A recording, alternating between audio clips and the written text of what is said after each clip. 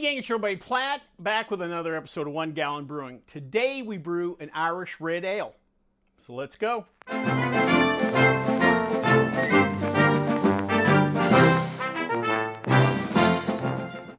Alright gang, kind of excited for this brew. Irish Red Ales are kind of one of my favorite more niche style beers.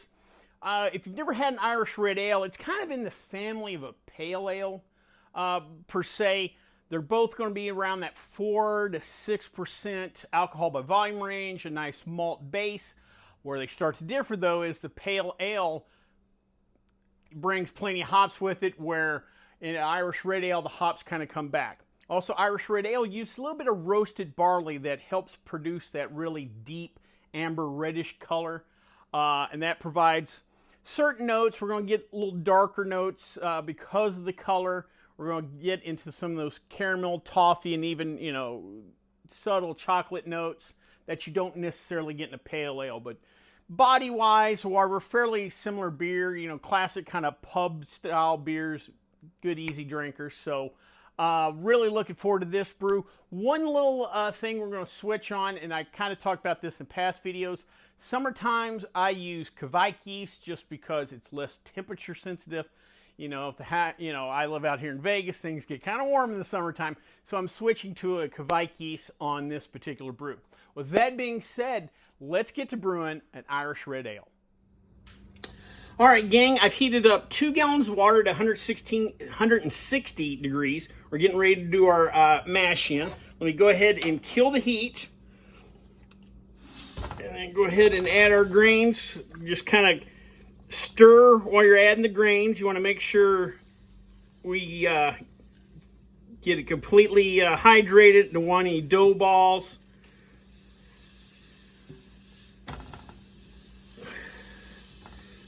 Nice little mixture. Get all that grain goodness in there. Alrighty. We're going to do a little twist from what we normally do. Most of our mash-ins are around 60 minutes. We're going to do a 75-minute mash-in. That's one of the reasons why when I saw 8 quarts of water, I didn't want to tweak it, because we're going to have an extra 15 minutes of mash-in. So let me get this stirred up. I'm going to cover her up, and we'll come back in 75 minutes to remove the grains. All right, gang, it has been 75 minutes. We are now going to pull our grains. As I like to say in these videos, this is one of the best parts about doing the brew and bag method that I generally do in these videos, because it just really, this is easy, a lot easier part of it than doing a sparge. We'll pull that out.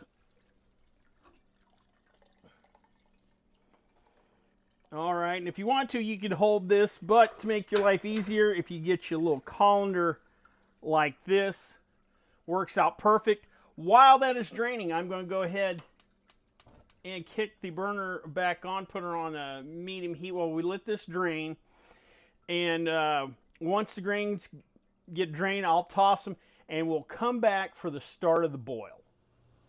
All right, guys, our boil is starting to begin.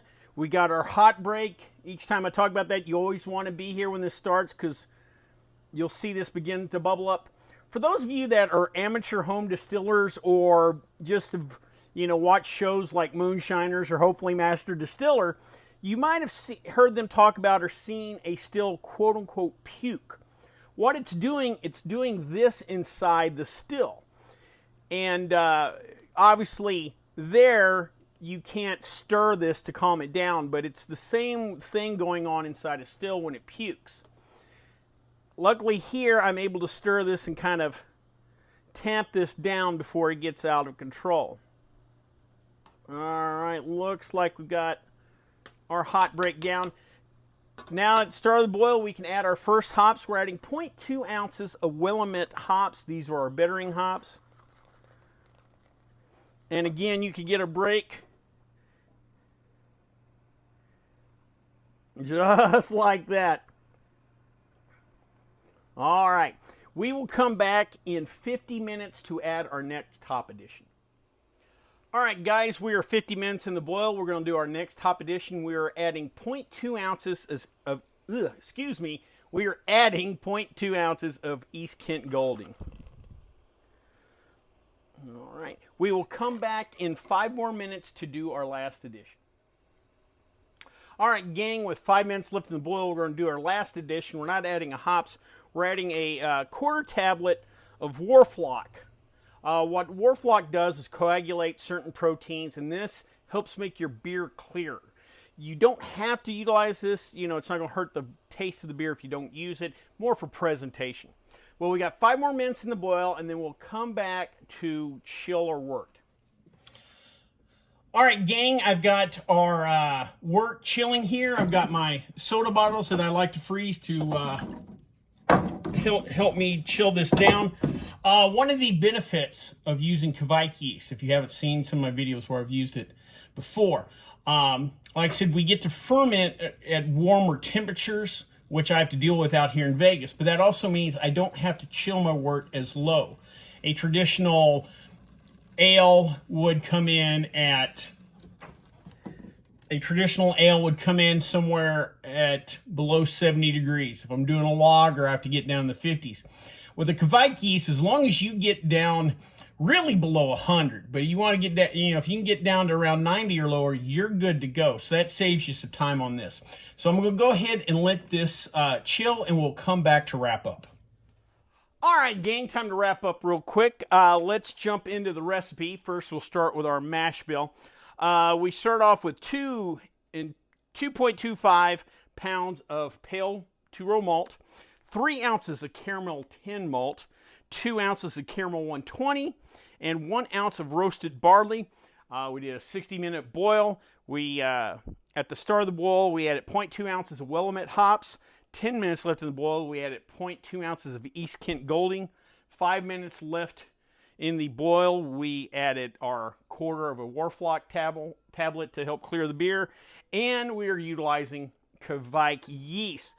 Real quick, let's go over some other numbers. This recipe projected out an original gravity of 1063, a final gravity of 1015, for a final ABV, or projected ABV, of 6.3%, and a projected IBU of 26. Sorry about the dog making noise there. I did a gravity reading. We came out at 1056, a little low.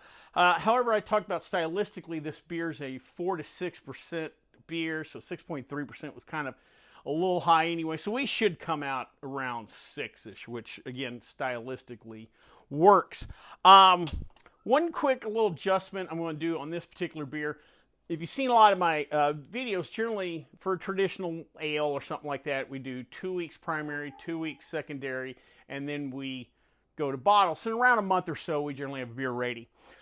In my research about Kviek yeast, besides fermenting at warmer temperatures, it also ferments faster. And so what we're going to do on this particular one is we're going to leave it in primary for 1 week, secondary for 2, then bottle. So in under a month, we will hopefully have a delicious Irish red ale to drink. Well, I hope you liked this video. If you did, please subscribe down below. Also, please like the videos, because it lets YouTube know we're putting out good content. If you have any questions, comments, concerns, or beers that you'd like me to brew, please leave them in the comment section, or you can always contact me on the Twitter page. And until next time, bottoms up.